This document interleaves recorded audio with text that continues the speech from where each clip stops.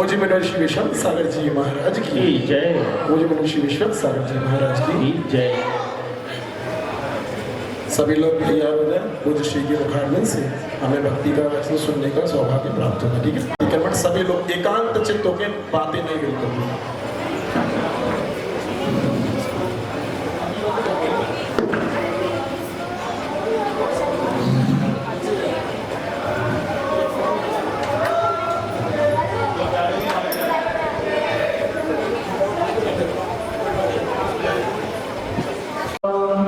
चत्तारि मंगलम अरहंता मंगलम सिद्धा मंगलम सावो मंगलम केवले प्रणवतो धम्मो मंगलम चत्तारि लोकुतम अरहंता लोकुतम सिद्धा लोकुतम सावो लोकुतम केवले प्रणवतो धम्मो लोकुतम चत्तारि शरणं प्रव्रजामि अरहन्ते शरणं प्रव्रजामि सिद्धे शरणं प्रव्रजामि साहु शरणं प्रव्रजामि केवले प्रणवतो धम्मं शरणं प्रव्रजामि।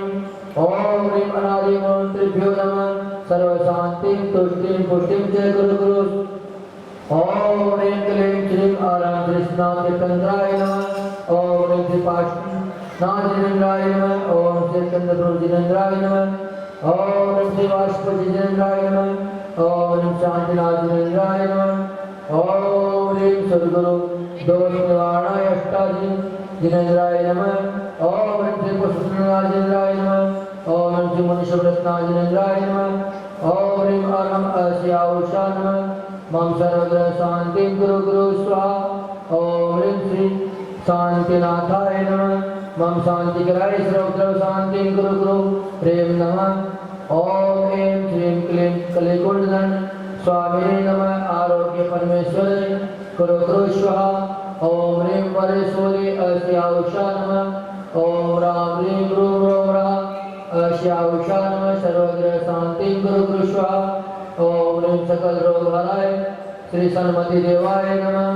अस्माकं आचार्य श्री विमल सागर जी, पूज्य मनीषी विषम सागर जी, विश्व सागर जी, समस्त सत्संगान आरोग्य एवं आज की भगवान की शांति धारण करता परिवार श्रीमान विनय जी, विपुल जी, रोहित जी, अव्यय जी, समस्त परिवार आरोग्य एवं श्री पार्षद भगवान के मस्तक पर श्री सचिन जी, नितिन जी, विपिन जी जैन समस्त परिवार आरोग्य स्वास्थ्य एवं श्री महावीर भगवान के मस्तक पर श्री रामवीर जी, प्रदीप जी जैन के जन्म दिवस के उपलक्ष्य में श्री संदीप जी जैन समस्त परिवार स्वास्थ्य श्री खड़गासन एवं श्री पांडव शिलात्रे श्री भगवान के मस्तक पर शांति आरोग्य श्री मानव जी, चैलसी जैन, वासु जैन, समस्त बड़लवाला परिवार आरोग्य एवं जो फिक्स में शांति धारा श्रीमान पवन जी, राहुल जी, अर्पित संतोष जी, चारू जी बेटा वालों की अनुपस्थिति में श्रीमान दीपक जी जैन, अलका जी जैन, समस्त परिवार स्वास्थ्य श्री एवं पांडुशना में दूसरी तरफ ऑनलाइन भगवान के समक्ष श्री मनोज जी, मनीषा जी, हैप्पी, अनुष्का, चैलसी जैन, बड़ल वाले परिवार की ओर से सामूहिक रूप से समस्त शांति धारा करता आरोग्य सरिताय मंगलम सिद्धिं बुद्धिं सौख्यं गुरु स्वाहा। ओम ह्रीं अरहं श्री चिंतामणि पार्षनाथाय नमः। ओम ह्रीं अरहं नमः। ओम ह्रीं श्री सम्यक् दर्शनाय सम्यक् ज्ञानाय सम्यक् चारिताय नमः। ओम ह्रीं अरहं कमल समुद्रताय उत्तम क्षमा मार्ग रंगाय। ओम ह्रीं श्री दर्शन सिद्धादेश्वरस्वामिभ्यो नमः। ओम ह्रीं चौपट किरीटे किरीटे गाते गाते परविज्ञान स्फोटे स्फोटे सहस्र स्वाहा। अस्माकं पूज्य आचार्य भगवान श्री विमल सागर जी, समस्त सत्संगान एवं पूज्य मनीषी विषम सागर जी, पूज्य मनीषी विश्व सागर जी, समस्त सत्संगान एवं पूजनीय भारत गौरव गणियारिका ज्ञानवती माता जी शीघ्र आरोग्य एवं पूज्य एवं आज की शांति धारा करता श्रीमान विनय जी, विपुल जी, रोहित जी, अभय जी, समस्त परिवार श्री सचिन, नितिन, विपिन जी समस्त परिवार श्री रामवीर जी, प्रदीप जी के जन्म दिवस के उपलक्ष्य पर श्री संदीप जी समस्त परिवार श्री मुकेश जी, अजय जी समस्त परिवार श्री मनोज जी, चैलसी, वासु जैन, बड़ल वाले समस्त परिवार श्री पवन जी, राहुल जी, अर्पित, संतोष जी, चारू जी, बेटा वाले समस्त परिवार एवं उनकी अनुपस्थिति अलका जी जैन समस्त परिवार, श्री मनोज जी मनीषा जैन, हैप्पी अनुष्का जैन समस्त परिवार, श्री रवि जी जैन समस्त परिवार, समस्त श्रीमान अभिषेक शिवम जैन समस्त परिवार एवं समस्त सामूहिक रूप से शांति रखता समस्त परिवार से सकल दिगंबर जैन समाज एवं सर्व जीवन भगवत प्रसाद लक्ष्मीपुर राजगृह पथ पृष्ठोग्रह दारिद्रोग्रह स्वचक्र प्रचक्र गौग्रह प्रचंड पौराण जलोद्भोग्रह साकिनी रागिनी भूत पिशाच केन्द्रोग्रह दुर्भिक्ष व्यापार वर्धिरोग्रहाणां विनाशनं भवतु संपूर्ण कल्याण मंगल मोक्ष पुरुषार्थस्य भवतु लोक कल्याणं भवतु स्वाहा संपूजितानां प्रतिपादिका यतीन्द्र सामान्य तपोधनानां त्रिपुरस्थिराज्ञं करोतु शान्ति भगवान् जिनेन्द्र करोतु शान्ति भगवान् जिनेन्द्र करोतु शान्ति भगवान् जिनेन्द्र बोलो शांतिनाथ भगवान की जय हो जय हो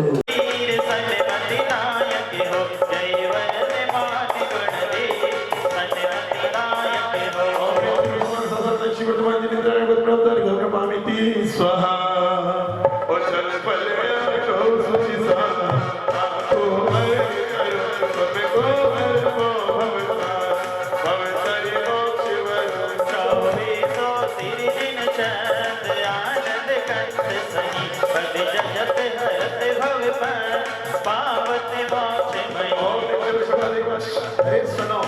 अरे देवियों, जब तक पुरुष वर्ग ये भगवान का अभिषेक करता है, भगवान विराजमान नहीं करता, जब तक अंदर कोई जाएगा नहीं। और अंदर अगर कोई गया, फिर अब की बार मैं अभी कुछ नहीं कह रहा, 7 दिन हो गए, अब यहाँ से भी उस साइड जाओ। आप लोग आते क्यों? आप लोगों को वहां से भगवान दिखते नहीं क्या? बार बार डेली बोल, कल भी आएंगे, अंदर घुस जाएंगे। ये भैया बंद कर दिया करो, आप लोग बनाओ व्यवस्थाएं ये सब। क्योंकि अब एक और चीज सुन लो, आप बुलवा ही रहे हो तो अंदर जाके देखो कितने धागे पड़े हैं, बाल पड़े हैं। इतनी शर्म नहीं है बाल खोल करके भगवान के दरबार में आते हैं। जिस दिन चिपकेंगे ना, समझ में आ जाए। स्वाहा कि हो गुरु सा थारो चिलो वर्णो में हर पल तेरे साथ रहो। ओ गुरु सा थारो चिलो वर्णो में थारो चिलो वर्णो में हर पल तेरे साथ रहो। ओ जब चंद्र नंदन पुष्प जय दीप स्वरूप बना के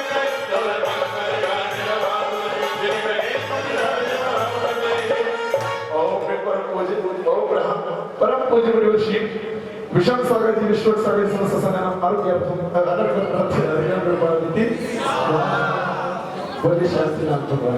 चलिए हमारे प्रति भाई सबसे पहले दीप प्रज्वलन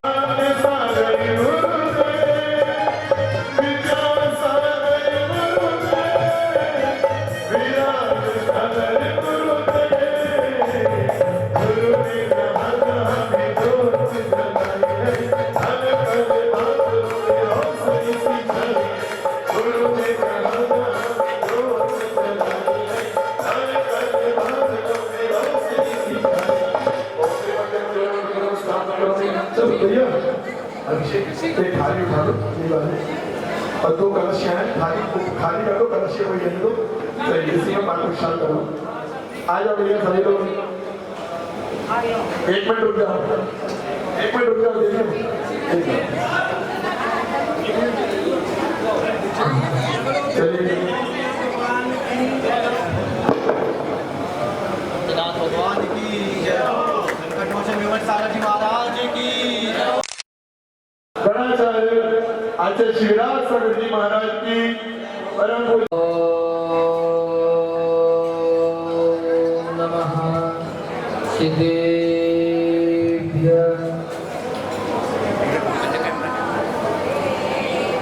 ॐ नमः सिद्धेभ्यः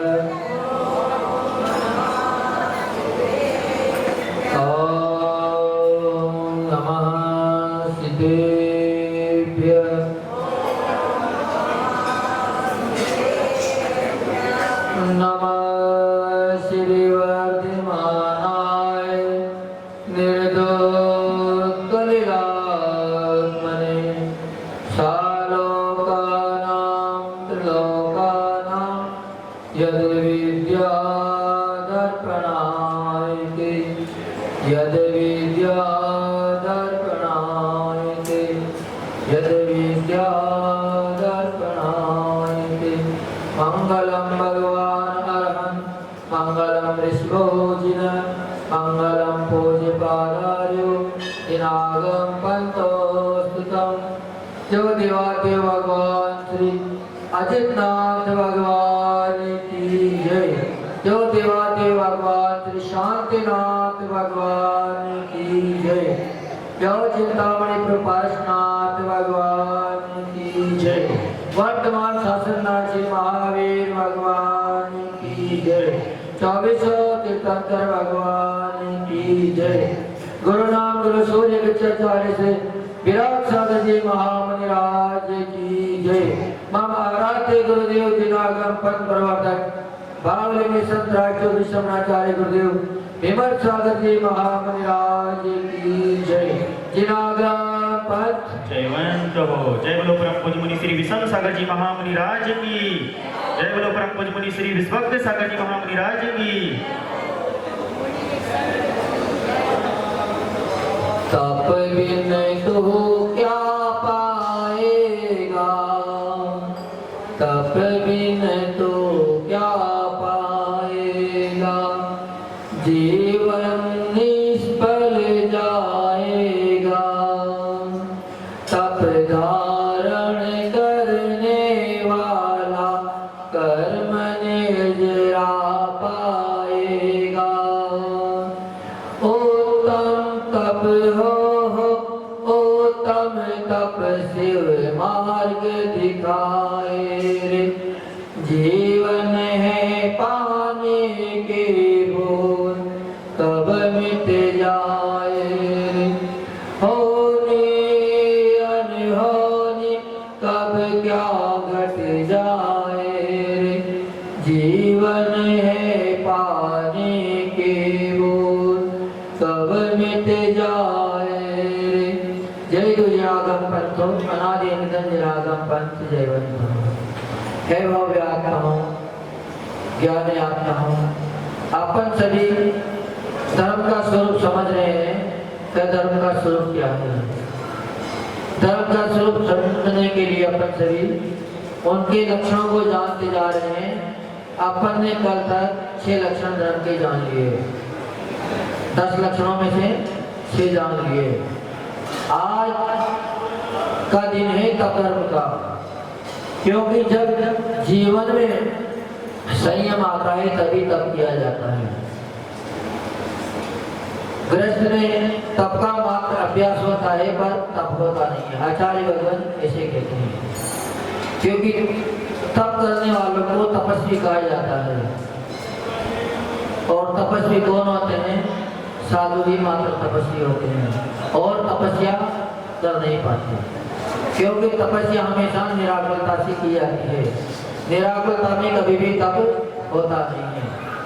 तो आज अपन तप धर्म का स्वरूप समझ रहे हैं। तप के बिना संसार का कोई भी कार्य संभव नहीं होता। आपका यहाँ आना भी है तप है, क्योंकि घर का त्याग किया तभी आप यहाँ आए।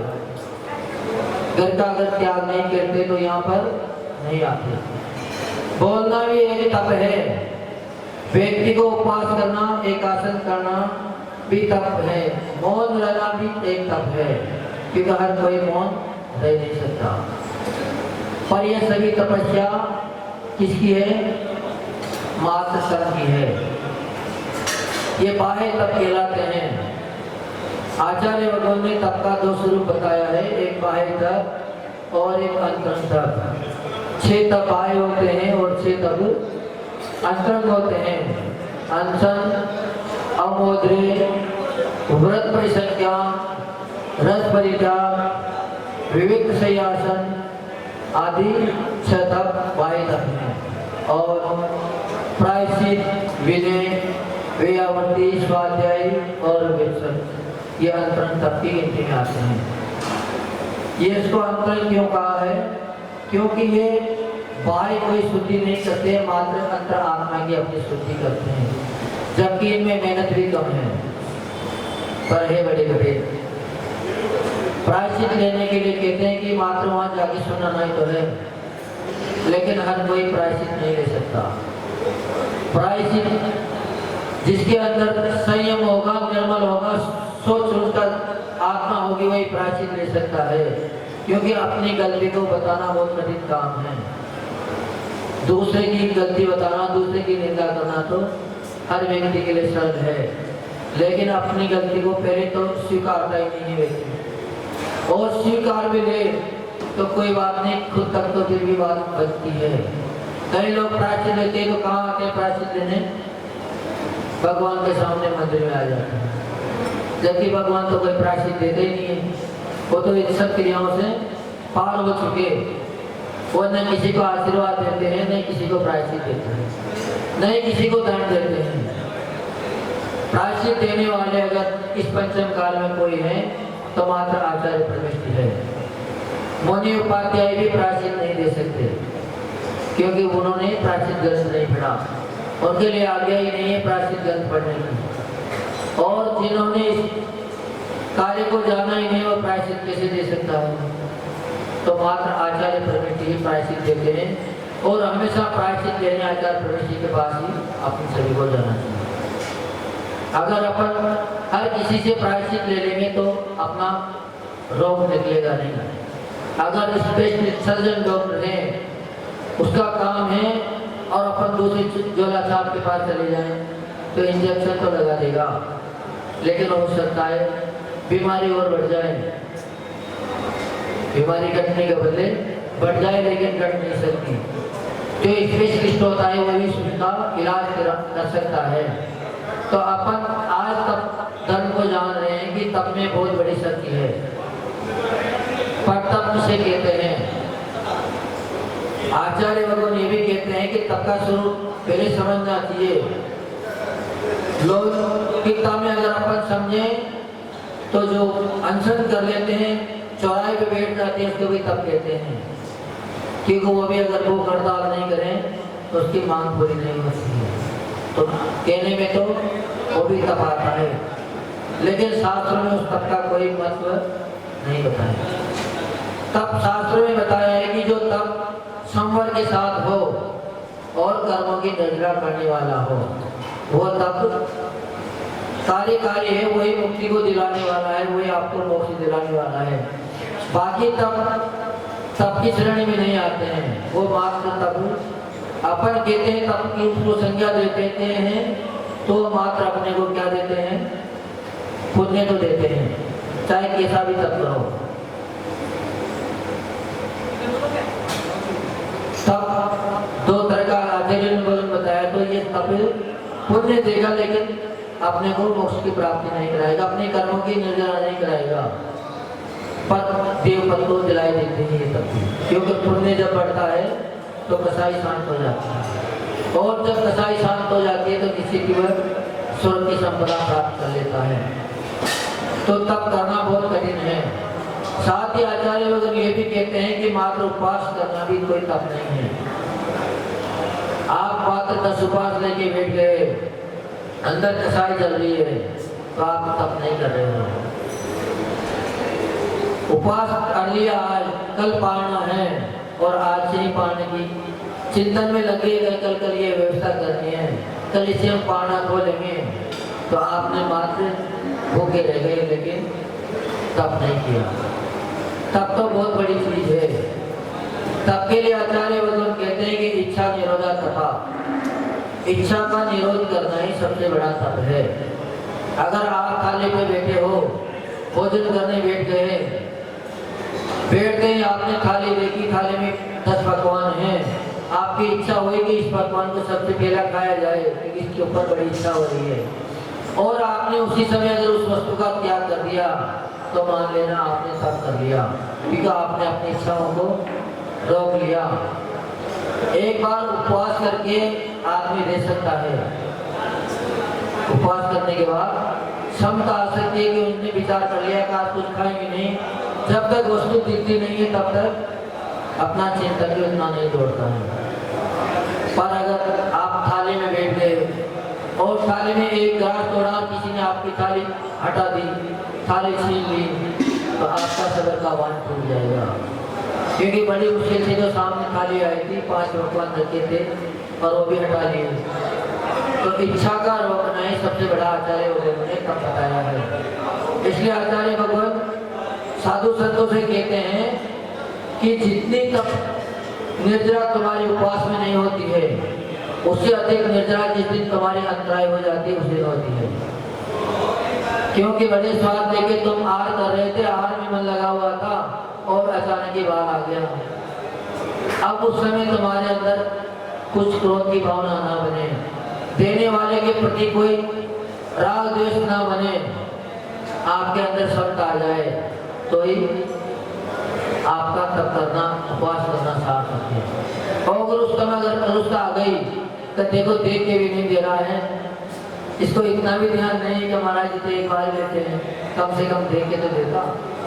तो महाराज ने कर्म का बंदोर कर दिया। और अगर क्षमता रख ली तो जितनी निर्जरा उपवास में नहीं होती है, उससे कई अधिक गुना अंतराय में निर्जरा होती है साधु। इसलिए जब भी साधु की अंतराय हो जाती है तो साधु बड़े खुश नजर आते हैं हमेशा, क्योंकि उन्होंने शास्त्रों में ये बात पढ़ रखी है कि हर उत्तम चीज मिलती है तो सभी को प्रसन्नता होती है। वो ये नहीं सोचते हैं कि हमारे इन्होंने अंतराय करा दी, क्योंकि अंतराय तो अपने पुण्य के प्रति अपना अंतराय कर्म का होते था इसलिए हुई है, किसी के कराने से अंतराय होती नहीं है। या कोई लोग साथ में चले हुए जाते हैं, कई बार साधु संतों को 2-3 दिन की अंतराय हो जाती है तो गुरु महाराज कई बार साथ लगा देते हैं, कभी या तुम 2 लोग साथ जाना और अच्छे से हाथ कराना। पर जब अंतराय कर्म का उदय होता है तो कितना भी देख के चलाओ, फिर भी उनके अंजलि में जाते ही कोई न कोई वस्तु को दिखी जाएगी, क्योंकि उनका कर्म का उदय चल रहा है। परम पूज्य आचार्य भगवान जब छल्लक दीक्षा उनकी हुई थी तो उनके भी ऐसे ही विशेष कर्म का उदय आया था। कहते हैं कि 21 दिन तक तो प्रतिदिन अंतराय होती थी उनकी, और अंतराय भी कब, कई लोगों की तो अंतराय होती है लास्ट में या बीच में अंतराय होने वाले की फिर भी बात चल जाती है। और शुरू में अंतराय हो जाए, 1-2 ग्लास में अंतराय हो जाए तो बड़ी बात आ सकती है, क्योंकि पट में 1-2 ग्लास तो चल जाते हैं लेकिन पानी नहीं चल पाती। सबसे परेशानी होती है पानी की, बिल्कुल नहीं खाएं तो प्यास नहीं लगेगी, लेकिन अगर 2-4 ग्लास ले लिए और फिर अंतराय होगी तो बड़ी परेशानी आती है। तो गुरु महाराज को फर्स्ट में अंतराय होती थी, 2-3-4 ग्लास ही चल पाते थे और अंतराय हो जाते। तो लगातार जब 21 दिन अंतराय को निकल गए फिर भी वो कभी किसी को उजान नहीं देते थे। जबकि महाराज उनके साथ जाते थे, 2-2, 3-3 महाराज जाते थे, एक के बाद एक देखते थे कि हो सकता है साधु प्रमाण कर जाए, ऐसा प्रमाण कर जाए, लेकिन साधु तो खुद स्वयं जानता है कि अंतराय से कितनी परेशानी आती है, तो विशेष देख के देते हैं। पर जब अपना ही अंतराय कर्म का उदय है तो सामने आएगा ही आएगा। तो तब हमें उच्चता को देने वाला है। सोने को भी अगर शुद्ध करना है तो उसको तपना पड़ेगा। 1 ताव नहीं 16 ताव लगाते हैं, तब कहते हैं कि सोना शुद्ध होता है। तो जब सोना भी 16 ताव लगाने पर शुद्ध होगा तो अपनी आत्मा तो अनादि से कालिमा लिए हुए हैं, अनादि से कर्म का बंध लिए हुए हैं। कोई 1-2 भाव की साधना से कैसे शुद्ध हो सकती है? अपन 1-2 उपवास कर ले, सोचे कि हमारी आत्मा शुद्ध हो गई, कैसे शुद्ध हो सकती है? भाव बीत जाते हैं साधना करते हुए, तब जाके कर्मों की निर्जरा हो पाती है। तो आचार्य भगवान कहते हैं कि अपने को कैसा बनना है, अगर उच्च बनना है, किसी के सिर पर चढ़ना है, किसी के काम आना है, तो अपन को तब से गुजरना पड़ेगा। इसके लिए सबसे बड़ा उदाहरण देते हैं आचार्य भगवान मिट्टी का। कब मिट्टी कब सिर पे चढ़ी? हर कोई मिट्टी को सिर पे नहीं उठाएगा, उसमें योग्यता होगी तभी अपने पास उठाएगा। तो मिट्टी ने जब कुमार के प्रति समर्पण किया अपने कंकर पत्थर को अलग किया और वो जब मृदु बनी, चाक पे चढ़कर उसने गढ़ का रूप लिया, उसके बाद भी उसको कोई ले जाने वाला नहीं था, जबकि गढ़ तो वो चाक पे चढ़ते ही बन गई थी। उसके बाद भी उसको परीक्षा देनी पड़ी, उसको अग्नि में तपना पड़ा। अग्नि में तपने के बाद ही वह पवित्र गढ़ पाई, गढ़ बन पाई। गढ़ बनते ही मांगलिक हो गया। हर पहले कार्य में सिर पे गढ़ लेके जाते हैं कि गढ़ एक मांगलिक क्रिया मानी जाती है, तो मांगलिक बनने के लिए अपने को तप से गुजरना जरूरी है। अब जब सांसद था कि भी ऐसी अवस्था है, तो फिर अपन बिना तप के से आगे बढ़ सकते हैं। तो तप का होना जरूरी है, पर तप कब आता है? जब संयम आ जाता है। बिना संयम के कभी भी तप आता नहीं है। कई लोग गृहस्थ अवस्था में भी आते हैं कि महाराज जी हमें चारित्र शुद्धि के व्रत करने हैं, के चारित्र शुद्धि की। अब चारित्र शुद्धि के व्रत करना कोई ऐसी खेल तो है नहीं, क्योंकि चारित्र शुद्धि में 1200 के ऊपर व्रत होते हैं, 1260 के आसपास या 1234 व्रत चारित्र शुद्धि में करे जाते हैं। पर आचार्य वगैरह कहते हैं कि अभी तो तुमने चारित्र दान नहीं किया, शुद्धि किसकी करोगे? वस्त्र अगर मेला ही नहीं है तो धोने की क्या जरूरत है? मेला वस्त्र होता है तभी तो धोते हैं। तो आचार्य वगैरह यहाँ यही बता रहे हैं कि अपन सभी ने कल संयम को अंगीकार कर लिया। अब संयम में अगर कोई दोष लग रहा है तो उसका अपन प्रायश्चित लेके तप के माध्यम से उसको उज्जवल बनाए रखें, क्योंकि संयम धारण करने के बाद भी ऐसा नहीं हो सकता है कि दोष ना लगे। हम महाव्रती बन गए, साधु बन गए, लेकिन हमें भी प्रतिदिन कोई न कोई दोष लगते हैं। खास करके अभी तो पंचम काल चल रहा है, संयम भी नहीं है, सोच भी लेकर इतना उठकर तप करें फिर भी कर नहीं सकते। कई वाणी से दोष लग जाते हैं तो कई चर्या से दोष लग जाते हैं, कहीं देख के नहीं चले प्रमाद हो गया दोष लग गए। पर उसकी सारी निद्रा कब होगी? जब प्रायश्चित ले लेंगे, तो प्रायश्चित सबसे बड़ा तप माना गया है। दूसरी बात नंबर लेते हैं आचार्य भगवान विनय का, कि विनय सबसे बड़ा तप है। विनय अगर नहीं है तो अपन भगवान की सेवा भी कर रहे हैं, पूजा भी कर रहे हैं, व्रत उपवास भी कर रहे हैं, लेकिन फल कुछ नहीं मिल रहा है। क्योंकि जिसके अंदर अहंकार है वो मात्र बात तो उसने संयम धारण कर लिया, शरीर से तो संयम नजर आ रहा है, क्योंकि बेस्ट अपने को दिख रहा है, उसके अंदर की चेष्टा अपने को दिख नहीं रही। पर अगर जब तक है तब वो विनय नहीं कर सकता, और विनय नहीं है तो उसको किसी भी क्रिया का कोई फल मिलने वाला नहीं है। तो सैकड़ों नंबर से आचार्य कहते हैं कि विनय आना बड़ा आवश्यक है। अगर विनय जीवन में नहीं है तो तब नहीं हो रहा है। तीसरा अंतरम तब आता है वेयावर्ती। हर कोई वेयावर्ती नहीं कर सकता, क्योंकि वेयावर्ती करने वाले को हमेशा झुकना पड़ता है। वेयावर्ती करने वाले को हमेशा चरणों में बैठने पड़ता है। लेकिन ऐसे ऐसे महान साधक हुए जो आचार्य पद पर प्रतिष्ठित हो गए, फिर भी सेवा किनकी करने पहुंच गए? एक क्षुल्लक की, जो कभी श्राव की है, क्षुल्लक से भी नीचे ब्रह्मचारी की, और वो कब झुक पाए? जब उनके अंदर विनय आ गई थी। उनको महत्व समझ में आ गया था कि वेयावर्ती करना कितना बड़ा कठिन काम है। वेयावर्ती करने से कितनी तप की निर्जा हो, कर्मों की निर्जा होती है।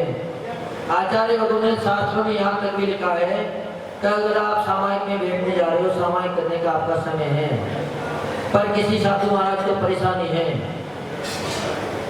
तो उस समय आप सामायिक को भी मात्र आवृत करके रोक सकते हो। और अगर आप साधु की सेवा में लग गए तो साधु की सेवा करते हुए भी आपकी सामायिक हो जाएगी, क्योंकि आपका मन लग जाएगा उसमें। तो मन को एकाग्र करना ही सामायिक है। समता में अगर अपन आ गए, किसी की सहायता अपन कर रहे हैं, तो अपने अंदर सारे गुण स्वतः ही आ जाएंगे। तो तीसरा तप आचार्य वगैरह ने वेयावर्ती का किया है। क्योंकि चरण हर कोई नहीं पकड़ सकता। जिनका मान गल जाता है, अहंकार गल जाता है, वही चरणों की में पहुंच पाता है। और जो महापुरुषों के चरण पकड़ लेता है वो निश्चित ही मोक्ष लक्ष्मी को प्राप्त कर लेता है। क्योंकि शास्त्र में आता है कि जब भी कोई चरण छुए तो पूरे चरण पकड़ना जरूरी नहीं है। भगवान का अभिषेक करने जाते तो पूरा माथा टेकना भगवान के चरणों में जरूरी नहीं है। आपने माथा टेक दिया, विवेक नहीं रखा तो क्या हो गया? कहाँ तो आपको पुण्य मिलता भगवान के चरण छूने का, और आपने माथा टेक दिया तो आपका पसीना और भगवान को लग गया, भगवान का आपने अशुद्ध कर दिया वहाँ पे जाके। तो मिलना क्या था? पुण्य। मिल क्या गया? पाप। तो कहते हैं कि मात्र अंगूठा छुआ जाता है। जितने भी शरीर से किरणें बाहर निकलती हैं वो या तो हथेली के मार्फत निकलती हैं या फिर पैर के अंगूठे से बाहर निकलती हैं। तो इसीलिए सभी लोग मात्र पैर के अंगूठे को छूने की कोशिश करते हैं। जितने भी जानकार है, विद्वान हैं, वो कभी भी पूरे पैर को नहीं पकड़ते, मात्र अंगूठा पकड़ के ही रोक देते हैं। क्योंकि जहाँ से मिलना है सीधे सीधे वहीं अगर पहुँच जाएंगे तो कम समय में ज़्यादा लाभ मिलेगा। इसलिए मात्र क्रिया ना करें, क्रिया का भी अपने को ज्ञान होना चाहिए कि क्रिया कैसे की जाती है। आचार्य भगवत विद्यासागर जी तो यहाँ तक कहते हैं कि चरण छूना तो बेकार की बात है। चरण छूना तो कभी नहीं छूना चाहिए। चरण तो क्या छूना चाहिए? आचरण छूना चाहिए। चरण छूने से आपका उद्धार हो ही जाए कोई निश्चित नहीं है, लेकिन अगर आपने आचरण छू लिए तो निश्चित ही आपका उद्धार हो जाएगा। मात्र शास्त्र पढ़ने से ज्ञान नहीं आ जाता है।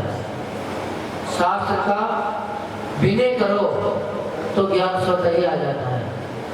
क्योंकि जो ग्वाला था उसने कोई शास्त्र नहीं पढ़ा, उसने मात्र शास्त्र की विनय करी क्योंकि वो अनपढ़ था। पर शास्त्र पढ़ने के कारण, विनय करने के कारण ही दूसरे वर्ग में जब वो आया तो तुरंत स्वामी बन गए, शास्त्र के वेता बन गए। तो आचार्य विद्यासागर जी के बारे में एक दृष्टांत सुनाते हैं लोग। तो उनके पास एक पंडित जी पहुंचे, एक विद्वान पहुंचे। जब वो कहाँ थे? नैनागिरी में थे। ऐसा हमने उसी इलाके में सुना है। तो नैनागिरी में थे तो वह आचार्य भगवान सामने समय सार रखा हुआ था। विद्वान जी पूछे क्योंकि शास्त्र मात्र 2, 4, 5 शाखाओं के आगे ही खुला था, ज़्यादा खुला हुआ नहीं था। तो विद्वान ने कही आचार्य भगवान से कि भगवान आपने अभी तक समय सार नहीं पढ़ा, तो भैया तुम्हें देख लो कौन सी गाथा खुली है। अभी तो मात्र 11वें नंबर की हमारी गाथा चली है, अभी पूरा शास्त्र हमने पढ़ा नहीं है। अरे महाराज आपने तो इतने बड़े साधु हो गए, अभी तक शास्त्र समय सार नहीं पढ़ा। हमने तो इस शास्त्र को 77 बार पढ़ चुके। कितने बार? 77 बार पढ़ चुके। तो आचार्य भगवत विद्यासागर इस प्रकार से बोल पड़े कि बेटा हम तो मात्र भी 11 गाथा भी नहीं पढ़ पाए, फिर भी हमने सब कुछ पा लिया जो शास्त्र पढ़ने से मिलना चाहिए था। पर तुम तो गधे के गधे ही रहे। क्या रहे? गधे के गधे ही रहे। जबकि ऐसी वाणी आचार्य भगवत कभी भी नहीं बोलते हैं। पर वो बहुत बड़े विद्वान थे, छोटे मोटे विद्वान नहीं थे। हर गाथा उनको कंठस्थ याद थी विद्वान को। तो उन्होंने उनसे क्या कह दिया कि तुम तो गधे के गधे रह गए। अगर 77 बार पढ़ जाते तो तुम अब तक तो चेतन बन के ऊपर चले जाते, तुम्हारा निर्माण हो जाता। हम मात्र 11 गाथा पढ़ी, इसमें ही साधु बन के गर्भ त्याग दिया हमने। तो मात्र पढ़ना नहीं है, विनय आना चाहिए। अगर विनय आ जाएगी तो शास्त्र स्वतः ही अपने को मिल जाएगा। ऐसे ही तब के लिए कहते हैं कि मात्र उपवास नहीं करना है। उपवास का मतलब है आत्मा के समीप रहना। और आप लोग सभी लोग जहाँ तक हमने देखा, हम भी घर रस्ते में भी देखते थे, जब घर पे थे तो उपवास के दिन ही पूरे घर की सफाई करी जाती थी कि उस दिन कोई काम नहीं था, फ्री बैठे हैं, खाली हैं। जितने कपड़े इकट्ठे रखे हैं सब उपवास के दिन धोए जाते हैं। पर आप क्या कर रहे हो? उपवास करके भी पाप का कार्य कर रहे हो। जबकि आचार्य भगवान कहते हैं कि जिस दिन उपवास हो उस दिन तो भगवान के मंदिर में आ जाना चाहिए। शास्त्रों में उत्कर्ष तो यहाँ तक भी बताइए कि स्नान भी नहीं करना चाहिए। उपवास के दिन स्नान करना कोई जरूरी नहीं है, पर अब वो व्यवस्था कम हो गई। क्यों कि अपनी स्थिरता इतनी नहीं है कि अपन उपवास के दिन मात्र ध्यान में मग्न हो जाएं, आसन लगा के बैठ जाएं, तो उपयोग को कहाँ रोकें। इसलिए आचार्य भगवान पुनः अपनी बात को विराम देकर अपने को समझाते हैं कि बेटा स्नान करो, शुद्धि करो और मंदिर में आओ, अभिषेक करो, पूजन करो, ताकि आपका मन लगा रहेगा। स्वाध्याय करो, आपका मन लगा रहेगा। कि आप बना स्नान के अगर रुक गए तो आपके अंदर वो चिड़चिड़ा बना जाएगा, क्योंकि आपके अंदर अभी इतनी शक्ति नहीं है। एक ही लोगों के काम है जो उत्कृष्टता कर लेते हैं, अभ्यास कर लेते हैं, वो लोगों के लिए उपवास के दिन जाना भी जरूर नहीं है। मुनिराजों को आहार देना भी कोई जरूरी नहीं है। कई साधु नहीं लेते हैं दिन उपवास के दिन। अगर किसी का उपवास है तो उनसे सुना है, हमने देखा तो नहीं अभी, लेकिन उनसे आहार नहीं लेते हैं। क्यों? उनका सोच दूसरी जगह है कि अगर आप यहाँ आओगे तो हो सकता है आप आज देते आपका मन उन वस्तुओं में चला जाए, तो इससे बढ़िया है कि आप दूर रहो। पर उपवास करना तो जरूरी है। जितनी महत्ता अंतरंग तप की है उतनी महत्ता बाह्य तप की भी है। अगर बाह्य तप नहीं है जीवन में तो भी अंतरंग तप नहीं होंगे, क्योंकि बाह्य तप के द्वारा ही अंतरंग तप की साधना होती है। अगर अपने को दूध को गर्म करना है तो सीधा सीधा अगर अपन दूध को गैस पे चढ़ा दें तो क्या दूध गर्म हो जाएगा? गैस और बुझ जाएगा। गैस गर्म करने के लिए अपने को पहले तपेले को गर्म करना पड़ेगा। तो इसीलिए आचार्य उन्होंने कहते हैं कि बाह्य तप भी आवश्यक है, इसीलिए अपने को बाह्य तप की बात बता दी। लेकिन बाह्य तत्व में भी अंतरंग की भावना जुड़ी होनी चाहिए, मात्र केवल शरीर को सुखाना नहीं है। शरीर को सुखाने वाले तो बहुत से साधु इस संसार में हैं। ऐसे ऐसे साधु हमने देखे हैं कि 10-10 साल तक हाथ ऊपर खड़े कर लेते हैं तो नीचे भी नहीं करते हैं। आप जब पतरिया में गए थे आचार्य भगवान के सामने बड़े प्रतिकरण में, तो वहाँ एक साधु आए थे, उनका नाम ही खड़गेश्वर था। दूसरे साधु थे, तो उन्होंने कहते हैं कि 11 साल से अपना हाथ नहीं ऊपर कर रखा था, तो हाथ नीचे भी नहीं जा। और अपन अगर आधा घंटे हाथ ऊपर कर लें तो हाथ दर्द करने लग जाएगा। तो उनका कितना बड़ा तप होगा। पर फिर भी शास्त्रों में तप की कोई महिमा नहीं है, क्योंकि वो तप मात्र कसाई को उत्पन्न कर रहा है, इच्छाओं को उत्पन्न कर रहा है। सोच रहे कि इच्छा हमारी संसार में ख्याति हो जाएगी, हमारी प्रसिद्धि हो जाएगी, हमारा नाम हो जाएगा, और जहाँ इच्छा आ जाती है वहाँ कोई तप होता नहीं है। क्योंकि आचार्य भगवान ने तत्वासूत्र में उमा स्वामी महाराज ने कहा है कि इच्छा का रोकना ही सबसे बड़ा तप है। उपवास व्रत अगर अपन कर रहे हैं तो उसके प्रति कोई इच्छा नहीं होनी चाहिए, दिखावा नहीं होना चाहिए। जितनी शक्ति हो उतना तप करना चाहिए। आचार्य भगवान हम लोगों से भी ये कहते हैं कि शक्ति कर तप, शक्ति से ज्यादा कभी भी तप नहीं होना चाहिए। उपवास आपने ले लिया और आकुलता से भी बढ़ रही है तो आपका मन तो धर्म ध्यान में लगी रहेगा। आपका तो 8 रोज ध्यान चल रहा है, और जब 8 रोज ध्यान चल जाता है तो उत्कर्ष साधक भी कहाँ पहुंच जाते हैं। शेठ जी का 8 ध्यान जब चल गया, पानी की प्यास सताने लग गई तो मेंढक के जीव बन गए, पानी के जीव बनकर मेंढक की पर्याय में आ गए। तो आचार्य वगैरह यही कहते हैं कि तप करो, उपवास करो, बहुत अच्छी बातें करना चाहिए। तप करना बहुत बड़ा काम है, ऐसा वैसा काम नहीं, हर कोई तप कर भी नहीं सकता। भीम मुनिराज के लिए कहते हैं बाह्य तप में उनकी प्रसिद्धि विशेष हुई है। जब वो आहार करने गए तो उन्होंने नियम ले लिया था कि कोई व्यक्ति अगर भाले की नोक पर रखिया में आहार देगा तो हम आहार देंगे। अब ऐसा कौन मूर्ख व्यक्ति है जो भाले की नोक पर रखिया आहार देगा? हाथ से तो दे सकता है, हो सकता है आजकल चम्मच का रिवाज चल गया, चम्मच में रख के आर दे सकते हैं, लेकिन कोई भाले के लोग पे रख के आर देगा? पर वह मात्र आर करने नहीं गए थे, वो तो अपने पुण्य की परीक्षा करने गए थे कि अगर ना हमारा पुण्य होगा तो निश्चित ही बाले की नोक पर भी आर देने वाले मिल जाएंगे। तो पड़गान हो गया, चौकी में चले गए, पानी ले रहे हैं, पर जब ग्राफ की पोजीशन आई तो अंजलि बांध के खड़े हैं क्योंकि वहां तो कोई बाला नहीं। पर जब पुण्य का उदय होता है तो हर चीज मिल जाती है उनको। बाले पे की नोक पर आर रख के देने वाले भी मिल गए, क्योंकि महापुरुषों की हर कामना सहज में पूर्ण हो जाती है। एक उदाहरण दूसरा मिलता है वर्ग संज्ञान का आचार्य भगवान शांति सागर जी का, कि वह इंदौर में थे। वहां तो हमने अभी स्थान पढ़ा था, आचार्य भगवान वसुनंदी जी महाराज ने उनका संकलन कर रखा था। तो वहां पर उन्होंने क्या ले लिया, कब जमीन पर रत्न फेरे हों, वो भी ऐसे वैसे रत्न नहीं, अच्छे रत्न, तब जमीन पे कौन फैलाएगा? वो भी रोड में जाकर कौन फैलाएगा?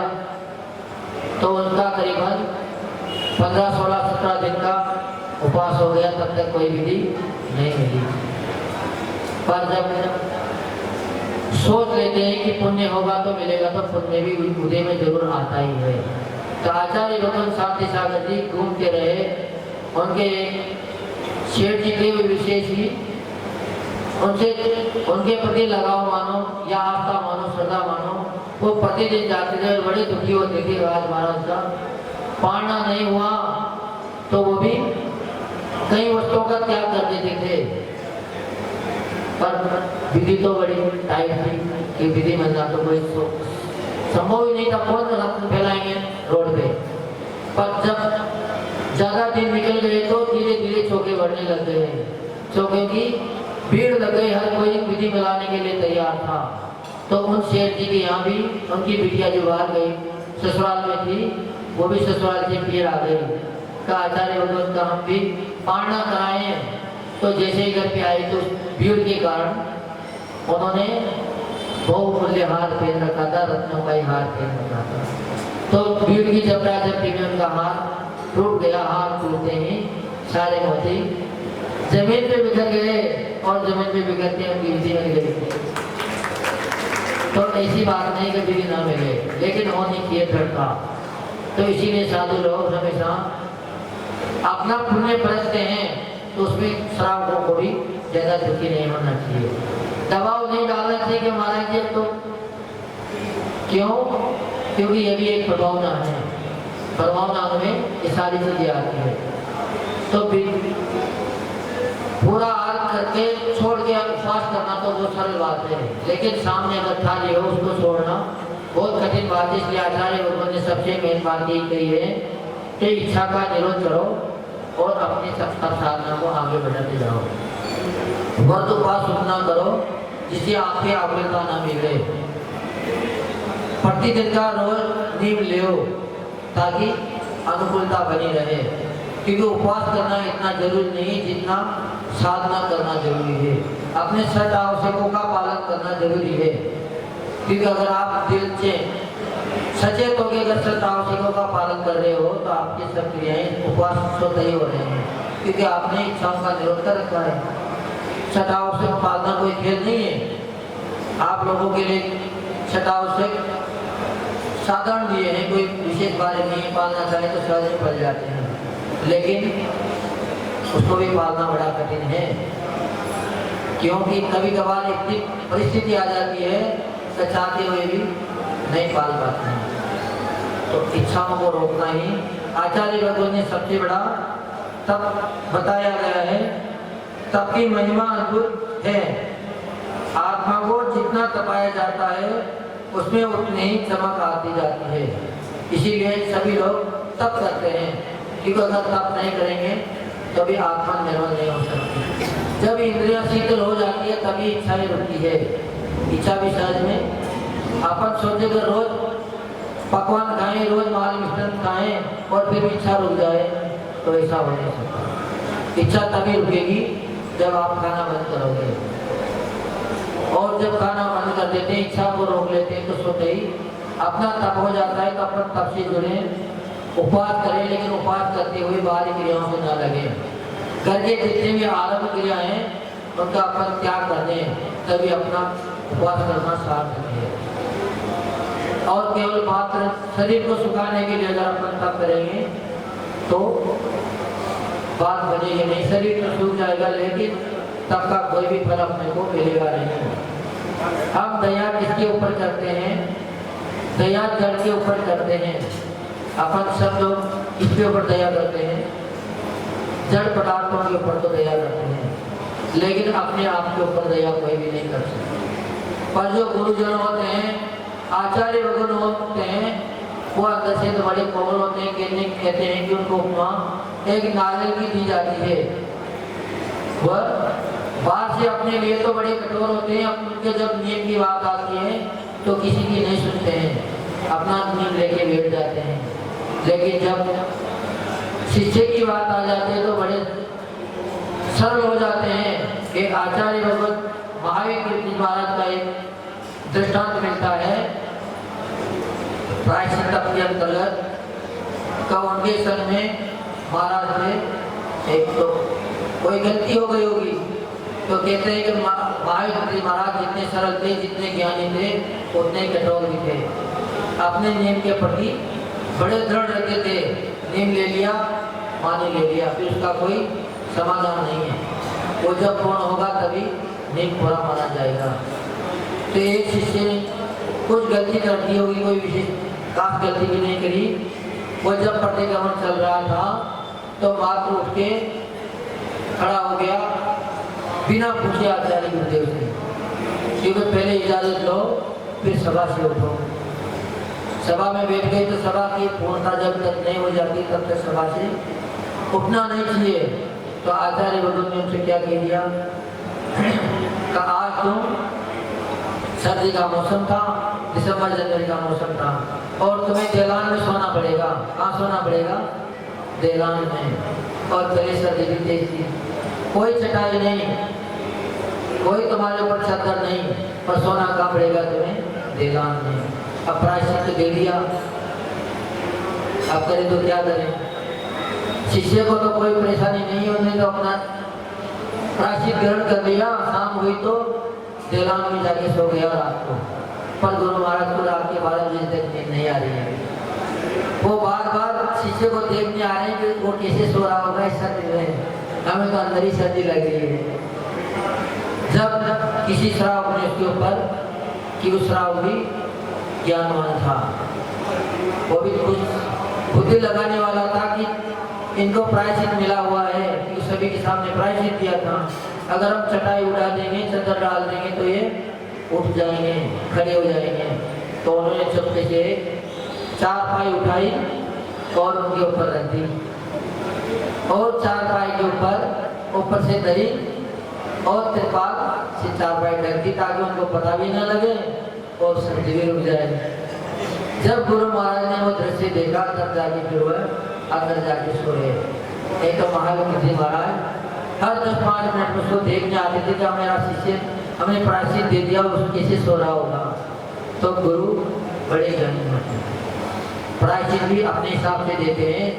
एक ही गलती 2 शिष्यों की हो, सेम गलती, फिर भी एक को तो मात्र दे देते हैं कि भैया माला जप लेना, और दूसरे से कह देते हैं कि तुम्हें कल निरस्त करना पड़ेगा। क्यों? गलती तो दोनों की एक ही थी, पर गुरु महाराज देख लेते हैं कि इनकी शक्ति एक नहीं है। हमने निरस्त दे दिया, उपवास दे दिया, तो कहीं बीमार ना पड़ जाए। तो मात्र केवल त्याग कराना ही प्रायश्चित नहीं है। प्रायश्चित तो मात्र शुद्धि के लिए कराया जाता है, और प्रायश्चित लेके भी अगर अपनी शुद्धि ना हुई, रोज प्रतिक्रमण करके भी अगर अपनी अगर शुद्धि नहीं हुई, तो आपने कोई प्रायश्चित नहीं लिया। प्रायश्चित लेने के बाद अपनी शुद्धि निश्चित होना चाहिए, तो फिर अपना तप सहायक में हो जाता है। तो हमेशा इसीलिए कहते हैं कि प्रायश्चित गुरु महाराज से लेना चाहिए, आचार्य परमेश्वर से लेना चाहिए। शास्त्रों में पढ़ के कभी भी अपने आप प्रायश्चित नहीं लेना चाहिए, क्योंकि अगर शास्त्रों का प्रायश्चित अपन करें तो शायद हमें 1 साल भी जीवन, अपना जीवन का 1 साल भी नहीं देख पाए, इसके पहले हमारी समाधि हो जाए। शास्त्रों में तो उत्कृष्ट प्रायश्चित है, उत्तम सनातन वालों की बात शास्त्र में बताई जाती है। हमारे साधुओं की चर्या शास्त्रों में नहीं लिखी जाती है।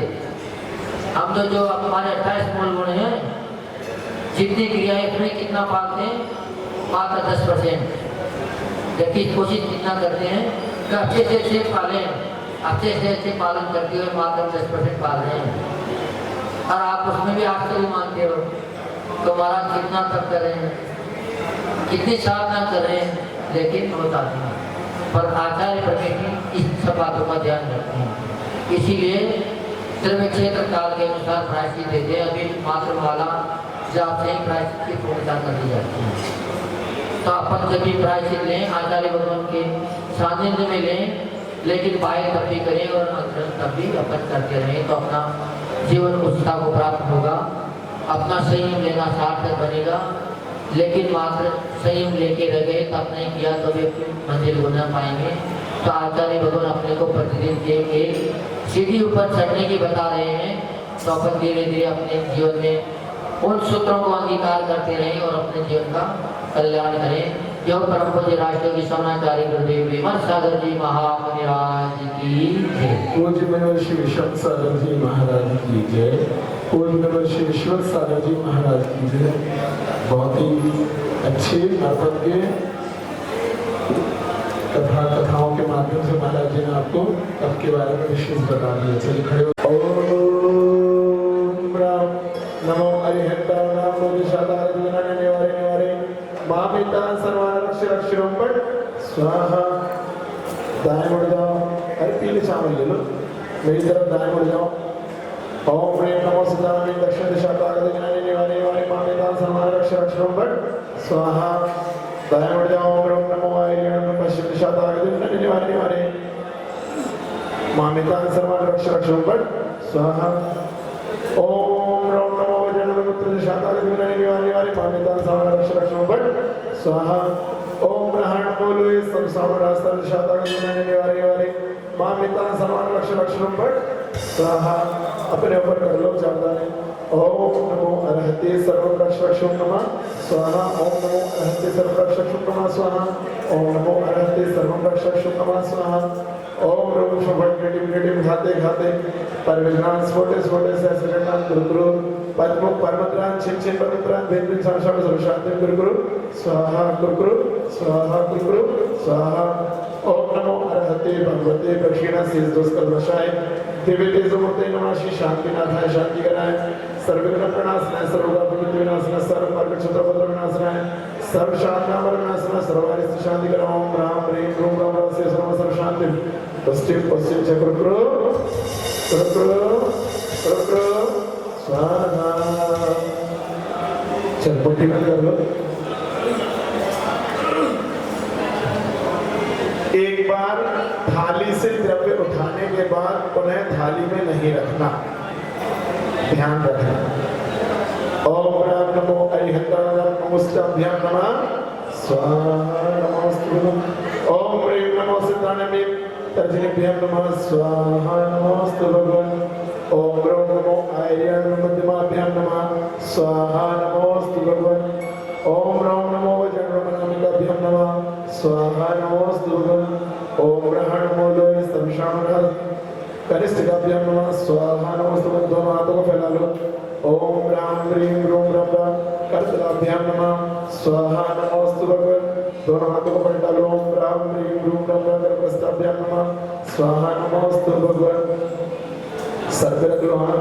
ओम राम नमो हरिंद्रम ब्रह्मम शीर्षम रक्ष रक्ष स्वाहा नमोस्तुभ्यं। चैन में ओम प्रेम नमो सुतम प्रेम नमो वदनम रक्ष रक्ष स्वाहा नमोस्तुभ्यं। हृदय पे ओम रूम नमो आर्यण नमो हृदय रक्ष रक्ष स्वाहा नमोस्तुभ्यं। पैरों नाभि रख लो। ओम नमो आर्यण नमो नाभि रक्ष रक्ष स्वाहा नमोस्तुभ्यं। पैरों पे ओम ग्रहण मूलोय संशाम रामम पादौ रक्ष रक्ष स्वाहा नमोस्तुभ्यं। चल चार दाने पुष्पांजलि लो। ओम राम नमो इंद्र नाम रक्ष रक्ष स्वाहा। ओम ह्रीं नमो सिद्धान्यम। ओम ह्रीं नमो सिद्धान्यम मम पूजा वस्त्रम रक्ष रक्ष स्वाहा। द्रव्य में हाथ लगा लो। ओम नमो आर्यण नमो पूजा द्रव्य रक्ष रक्ष स्वाहा। स्थान का निरीक्षण कर लो। ओम नमो नमो जगन्नाथ पूजा स्थलम रक्ष रक्षे स्वाहा। थोड़ा सा जल्दी ले लो। ओम नमो लोहे श्रवण सर्व जगत रक्ष रक्ष स्वाहा। चलो रक्षा सूत्र जिनने नहीं बांधा वो बांध लो, जिनने बांध रखे वो हाथ लगा लो। क्या चीज क्या चाहिए?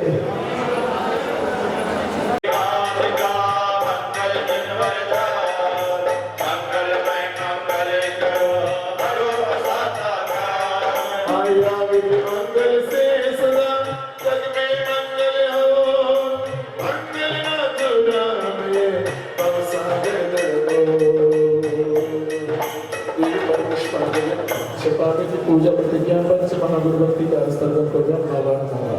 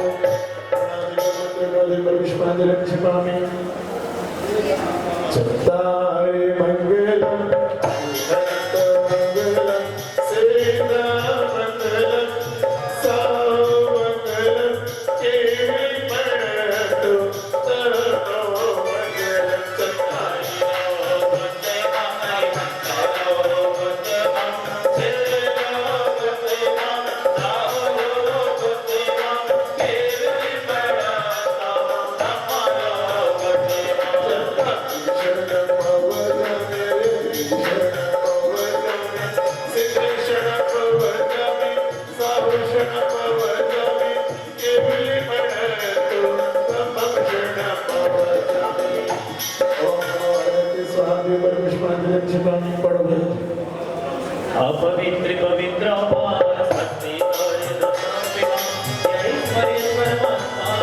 सर्वे पापी प्रमोचने।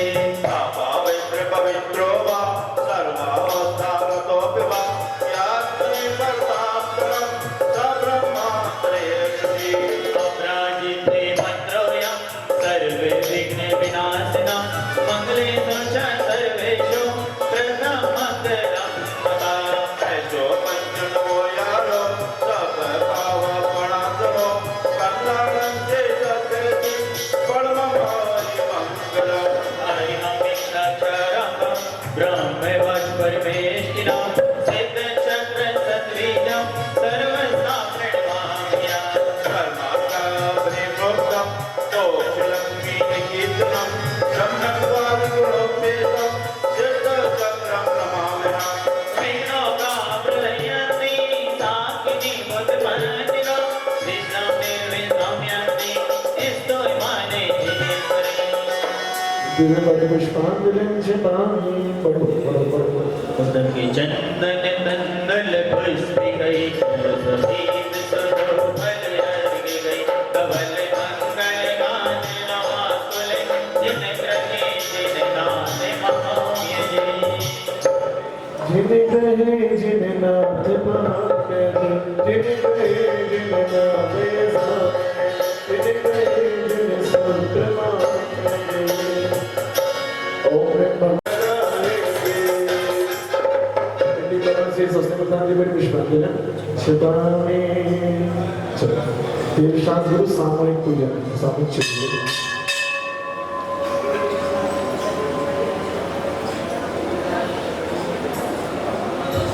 खड़े हो जाओ। आप लोग सभी लोग खड़े हो जाओ। देव शास्त्र गुरु नमन करे, देव शास्त्र गुरु नमन करे, बीस हृदय कर ध्यान, सिद्ध सुध राजत सदा, नमो चित्त हर्षाय। ओम ह्रीं श्री देव शास्त्र गुरु समो विद्यमान विंशति तीर्थंकर समो तीर्थंकरा समो श्री अनंतर सिद्ध परमेश्वरी समो अत्र अवतर समोषण दिया वारण अत्र तिस्थ ढाढ स्थापनम अत्र मम सनिधो भव षट सनिधीकरणम।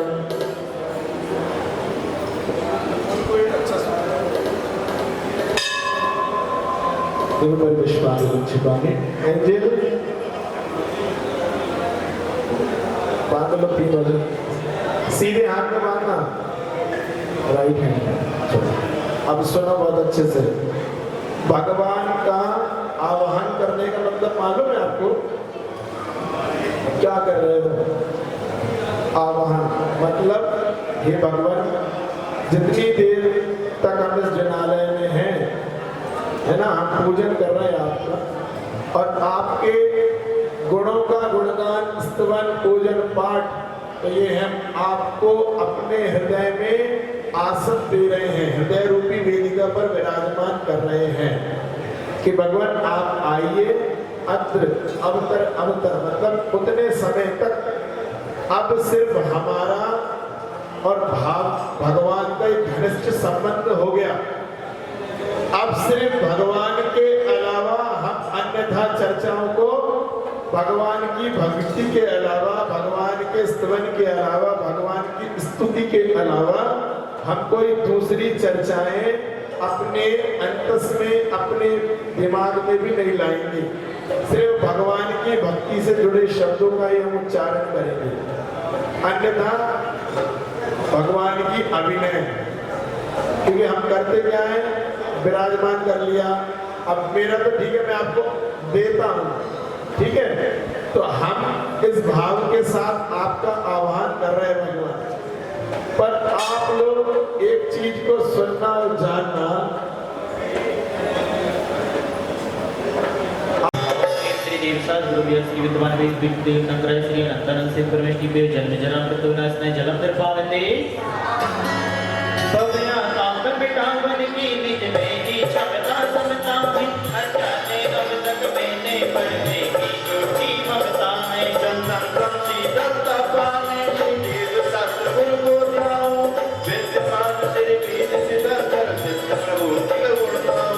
ओम श्री देव शास्त्र गुरु श्री विद्वान वेद नंकर श्री अनंतानंद सिद्ध परमेश्वरी पे भवता विनाशनाय चंदना दर्पावते अक्षय पद के बिना फिर जगत की लगता नासी और में अष्ट कर्म के नाश करन को अक्षर नाम निगलाया में गो से कपूर मिलाए के सरे रंग के परी इन चरण वेद चढ़ा गया में हरि 24 श्री जित जात आनंद गात करी पद जगत भगत भगवान पावत मोक्ष भई। विश्वादि विरंदर नक्रभ्यो भवतापनाशने चंदनम दर्पामिति स्वाहा। संदल सिद्ध साम समा संदल कटियारी मोक्ता हर की नरमा वंदे हरो प्यारे 24 सिद्ध जात आनंद गात करी पद जगत भगत भगवान पावत मोक्ष भई। चरम दर्पावती बड़े कंज कदल गोरंग सोहन सगत बड़े चित आग्र करो गुणगान काम कलंक हरे 24 श्री जित जात आनंद गात कहे पद जगत भगत भगवान पावत मोक्ष भई।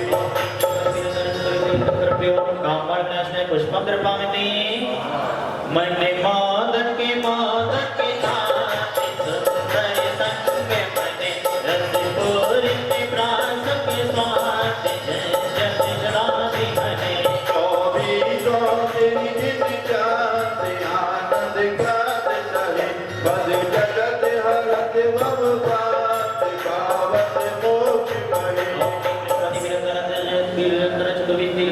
क्षुधारोपनाशने वेगम दर्पामिति तम विकण्ठन दीप जलाए दया तुम आगे कब दे मेरे मोह छाए जा क्या निकला जागे जोशी जोशी निजात आनंद गात ताई बद जगत हरत भवभा कमल के पूजे रोग शोक दुख दारिद्र ओम प्रेम श्री देवानी देवी रक्षी शांति नाथ निद्राय सदा रोग विनाशनाय नैवेद्यम निर्वाण कामवाण विदंशनाय सदा रोग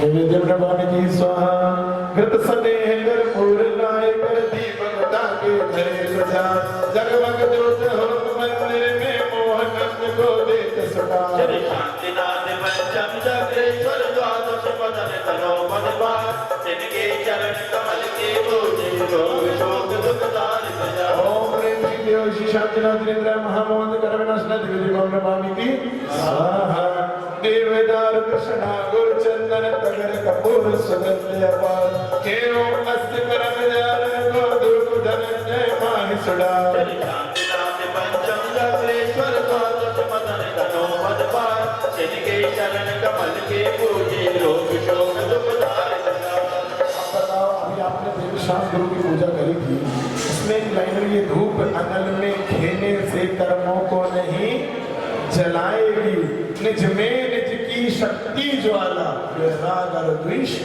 मिटाए मतलब क्या कह रहे हैं पूजा लिखने वाले ये धूप अनल में खेने से मतलब अग्नि में डालने से आपके कर्म नष्ट होने वाले नहीं हैं आपको तो स्वयं में स्वयं की अग्नि से अपने कर्मों का विनाश करना पड़ेगा कैसे करना पड़ेगा आज कौन सा दिन है उत्तम तप तो इस तप के माध्यम से तो महाराज जी ने बताया कि आपको तो सबसे पहले दूध गर्म अगर करना है तो दूध को गैस पे नहीं उड़े लोगे उसके लिए आपको भगोने की आवश्यकता पड़ेगी तो इस आत्मा को कंचन करने के लिए पवित्र बनाने के लिए ये शरीर रूपी तपेली मिली है और दूध क्या है आत्मा तो शरीर के माध्यम से आप इस आत्मा को तपा करके अपनी आत्मा का कल्याण कर सकते हो ठीक है इतने साधन हैं निकलोगे समझ में आ जाएगा कभी मध्य प्रदेश आना हो हमारे जबलपुर आना हो तो आकर के देखो क्या पता श्री शांतिनाथ प्राप्त है अर्घ्यम निर्मामिते स्वाहा जल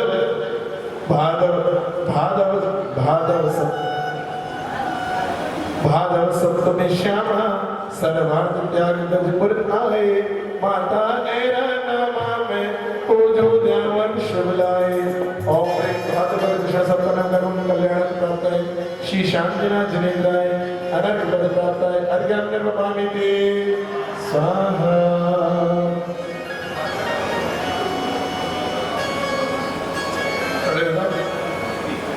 जन कल्याण पंच कल्याण की चल रहा है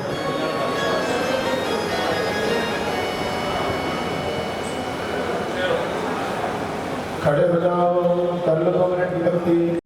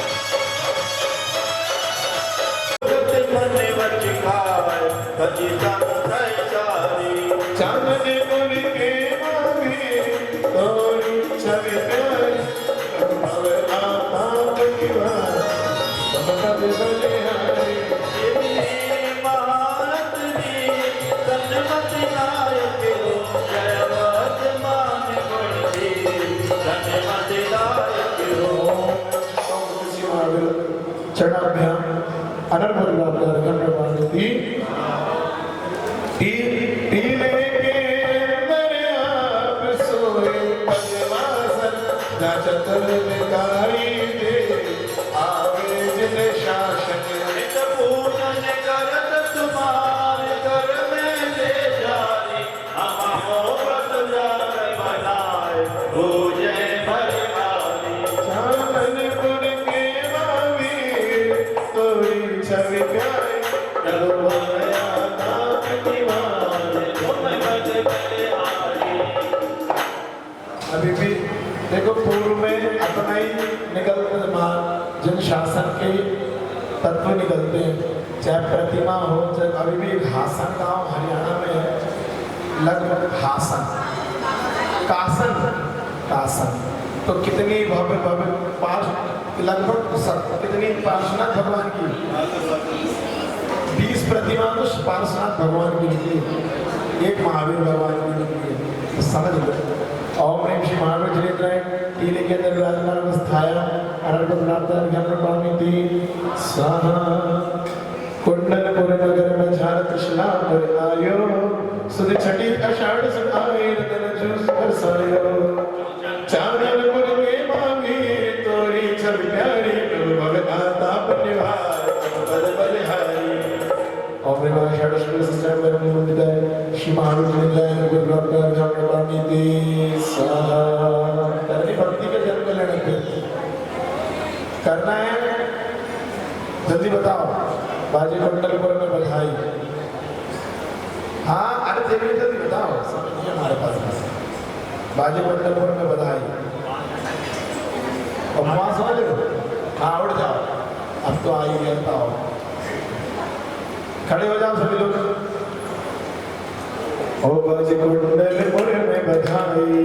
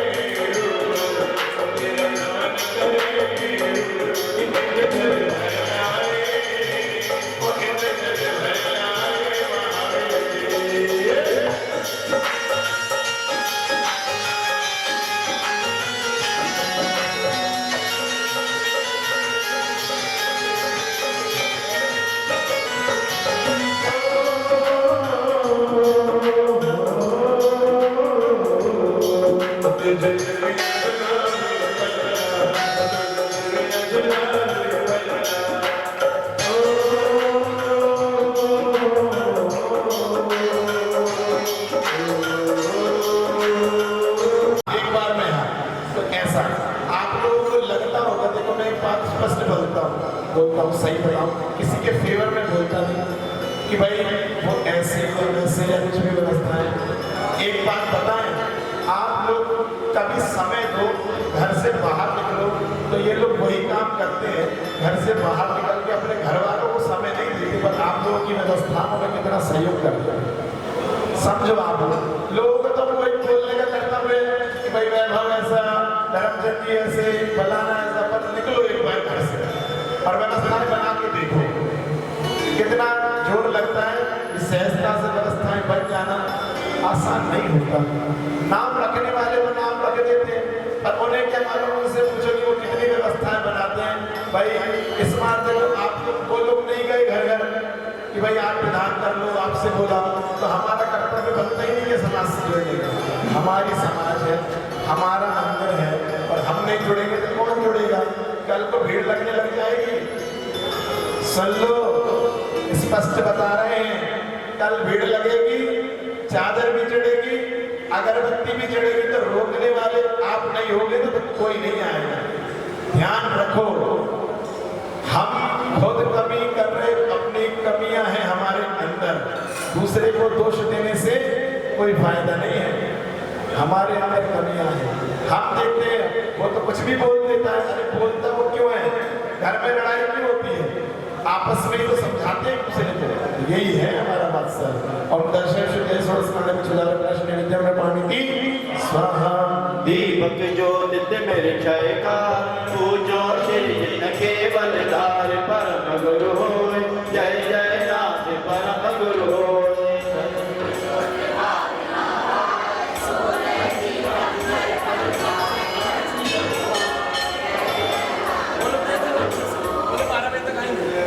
ओम नमः दर्शन शरीर संस्कार मानव कर्म शरीर की बोल पानी की स्वाहा। क्योंकि दिल्ली में आने के बाद थोड़ा दुख होता है, क्योंकि जो चीज यहाँ पे है ना, इस एरिया में थोड़ा सा देख करके घबराहट होती है। अगर कपूर गंध शुभ के, श्री जिन वरिया के महके, परम गुरु होय, जय जय नाथ परम गुरु होय।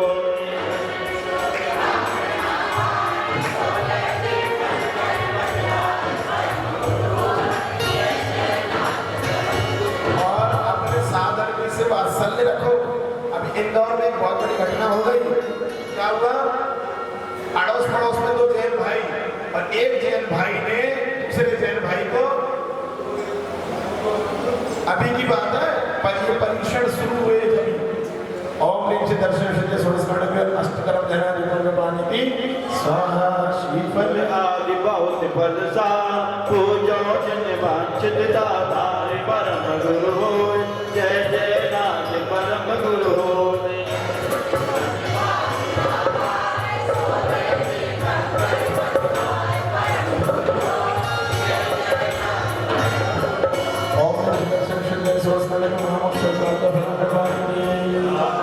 जग फल आठों द्रव्य चढ़ाए, ज्ञान दिवरत करो मन लाय, परम गुरु होय, जय जय नाथ परम गुरु होय।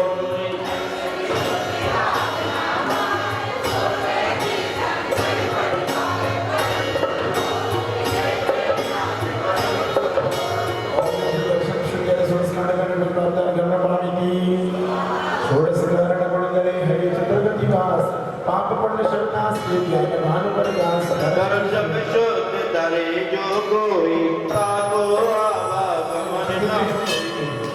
चल आप पुस्तक इसमें नहीं है ना मेरे पास, पुस्तक चढ़वा आप तो जो बोलोगे रक्षा करना, पंचेंद्रिय मनुष्य रखना, मानव ही संयम धैर्यता, मन भक्ति को करना, सुविधा करना, सुनते ही सुनतो बनना, पाजन वाणी का कहना, संयम ले बदल करना। ओम नमः संयम मनोमन चौकशाय निर्णय करते, इच्छा निरोध तब धरते, द्वादश तपद तब देवे मुक्तिरमा को वहते।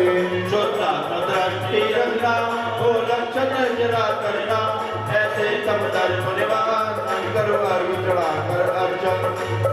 ओम प्रेम उत्तम तम धर्म में हमारे पानी दे।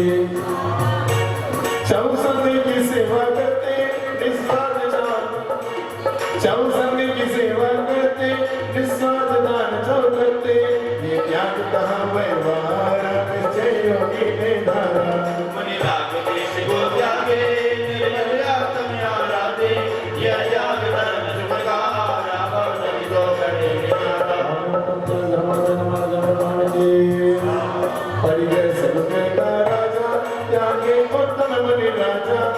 बाहर 14 अंतर 24 गए हैं जिनमें वो एक अकेला आदम पालेगा पल भर आदम निश्चित संगीत दो कारण नहीं चलना और तुम्हारी चंद्रम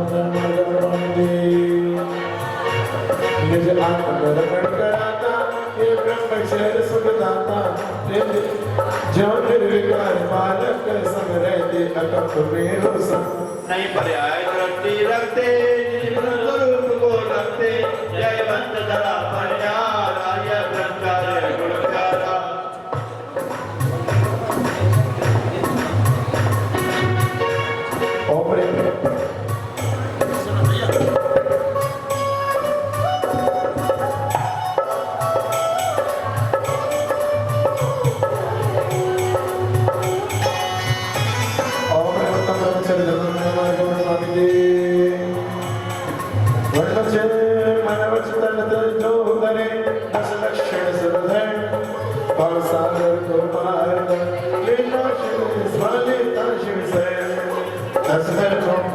धर्मी को भी बंधन है मोक्ष में का मार्ग बताता मिट जाता वह बंधन है उत्तम क्षमावीर का भूषण क्रोध मित्रता नाश करे निर्स्वरूप विजय मैत्री धर कर बंध शिवराज करे उत्तम माधव धर्म में धन भाव से रिक्त करे कर्म में करता भाव मिटा कर जिन पद पर अनुरक्ति करे उत्तम भाव करे कपट भाव से दूर करे उत्तम सोच आत्म सुझाते भावे सारे विदार विदार करे उत्तम सत्य धर्म आत्म के सत्स्वरूप को दर्शावे उत्तम संयम इंद्रिय बस कर जीवों पर करुणा लावे उत्तम तपम सिद्धि का हर नक्त गुणों का दाता है उत्तम त्याग विवाह भाव संचार दान सिखलाता है उत्तम आत्म जन्म देगा आत्मज्ञान का दृष्टा है उत्तम संस्कार यदि में ही निश्चय जिसका सकता है आत्मधर्म के दस है लक्षण इनको अंगीकार करो सर्व कर्म का क्षय करके शाश्वत मुक्ति धाम शाश्वत मुक्ति धाम सत्य संयम तत्याग विचरण ब्रह्मचर्य सर्वश्रेष्ठ धर्म जयमाला गुणार्ग मार्ग स्वामी स्वाहा जाओ हाँ भक्ति कराए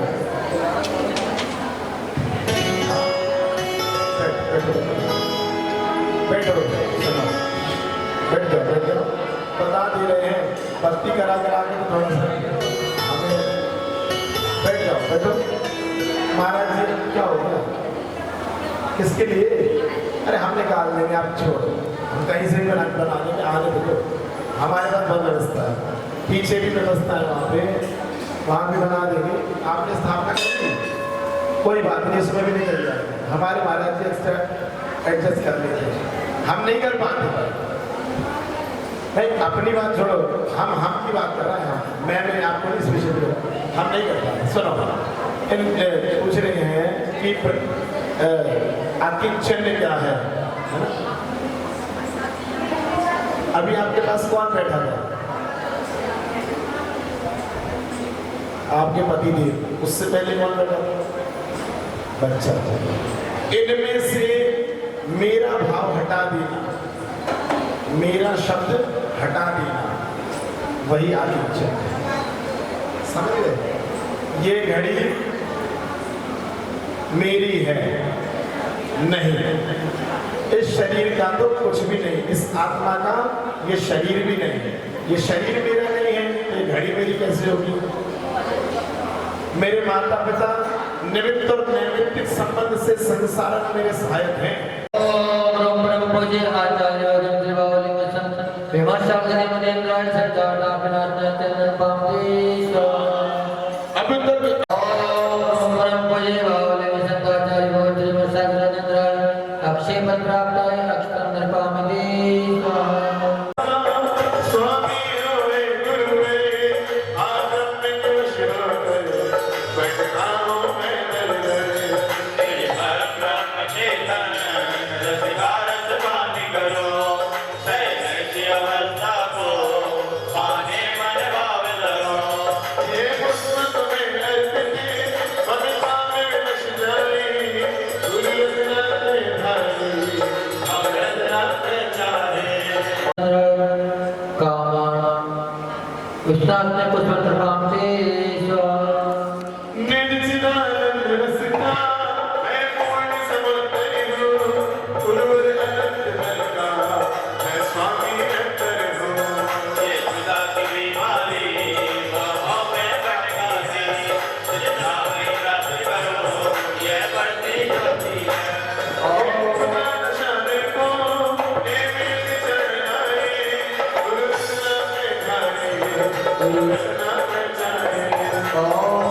भजे भावले आचार्य भगवती प्रसाद जमने तरक क्षुदार नष्टांगे जपाते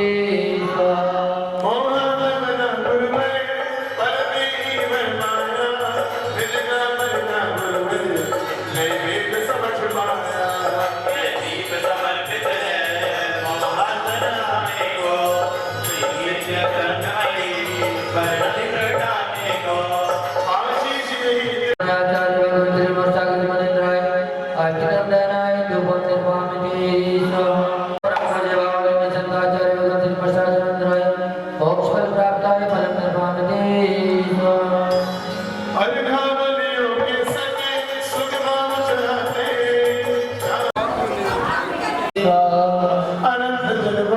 अनंत जन गुण संपत्ति हित देश डरत करते भिन्न भिन्न तिथि में करे अंतिम मुक्ति पद बढ़ते हैं भूत निषद वर्तमान मुनिगण तो आत्मय संकर कर्मणा से से को जो ओम ह्रीं जिन गुण संपत्ति वृषित उत्तम तप धर्म गायते स्वाहा 148 कर्मों को 6 करने तप करते परम ध्यान व्रत करके जाने स्वभाव मेरा रहते उत्तम तप धर भूत भविष्य वर्तमान मुनिगण तो आत्मय संकर कर्मणा से से को जो ओम ह्रीं कर्म धन वृषित उत्तम तप धर्म गायते स्वाहा चलो ये 3 हो गए आप आ जाएं अगले यहाँ से जोड़ा 77 दिन में व्रत 145 हो 32 करके पारना कभी सिग्न शरीर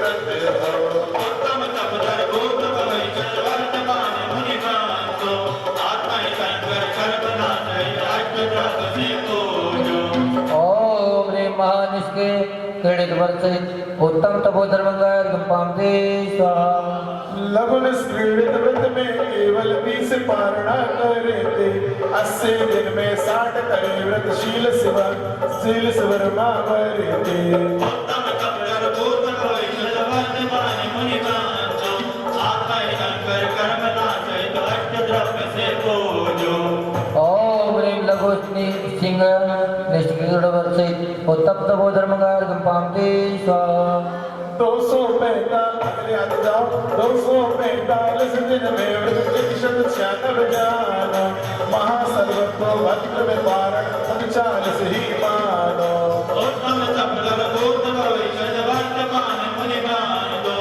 आत्मय संकर कर्मणा से को जो ओम ह्रीं महासर्वभद्र वर्षित उत्तम तपोधर्म गायते स्वाहा अहो सर्व भूत भविष्य वर्तमान मुनिगण तो आत्मय संकर कर्मणा से पूजो ओम ह्रीं लघु सर्वतोभद्र वर्षित उत्तम तपोधर्म गायते स्वाहा ओम ह्रीं उत्तम तपोधर्मंगाय नमः ओम ह्रीं उत्तम तपोधर्मंगाय नमः ओम ह्रीं उत्तम तपोधर्मंगाय नमः ओम ह्रीं उत्तम तपोधर्मंगाय नमः ओम ह्रीं उत्तम तपोधर्मंगाय नमः ओम ह्रीं उत्तम तपोधर्मंगाय नमः ओम ह्रीं उत्तम तपोधर्मंगाय नमः ओम ह्रीं उत्तम तपोधर्मंगाय नमः ओम ह्रीं उत्तम तपोधर्मंगाय नमः ओम ह्रीं उत्तम तपोधर्मंगाय नमः ओम ह्रीं उत्तम तपोधर्मंगाय नमः ओम ह्रीं उत्तम तपोधर्मंगाय नमः ओम ह्रीं उत्तम तपोधर्मंगाय नमः ओम ह्रीं उत्तम तपोधर्मंगाय नमः ओम ह्रीं उत्तम तपोधर्मंगाय नमः ओम ह्रीं उत्तम तपोधर्मंगाय नमः ओम ह्रीं उत्तम तपोधर्मंगाय नमः ओम ह्रीं उत्तम तपोधर्मंगाय नमः